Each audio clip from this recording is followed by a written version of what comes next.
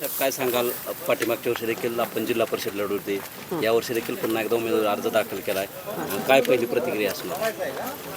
योगायोगाने यावेळेस जनरल महिला आरक्षण पडलं आणि मग त्यामुळे मी उभा राहिले.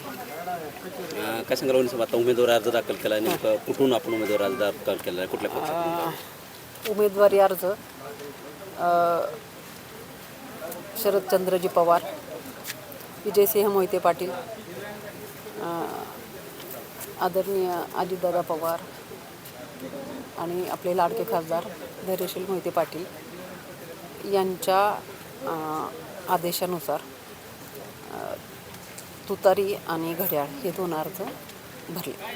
आपण तसं भरलेला आहे म्हणताय, परंतु राष्ट्रवादीचे अजित पवार गटाचे माजी आमदार संजय मामा शिंदे यांनी भाजपची युती झालेली आहे, त्यावर काय प्रतिक्रिया असणार? हे नेत्यांनाच माहिती आहे.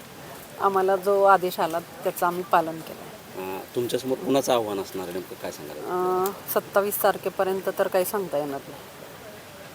याच्यामध्ये आपण पाहतोय की अनेक युत्याची सध्या चर्चा रखडलेली पाहायला मिळते. त्यामध्ये आपला देखील महत्त्वाचा एक उमेदवारी महत्त्वाची मानली जाते. आपण मोहिते समर्थक म्हणून ओळखले जातात. यामध्ये आमदार नारायणबा पाटील देखील आपल्याबरोबर असायचे, परंतु आता कुठेतरी युती फिसकटल्याची चर्चा सध्या होते, काय त्याबद्दल काय असणार आहे? नाही, फिसकटलेलं नाही आहे. नेते मंडळी योग्य तो निर्णय घेतील 27 तारखेपर्यंत. आमदार नारायणबा पाटील आपल्यासोबत असणार का? 27 तारखेला सगळं क्लिअर होईल. नेते मंडळींचा प्रश्न आहे.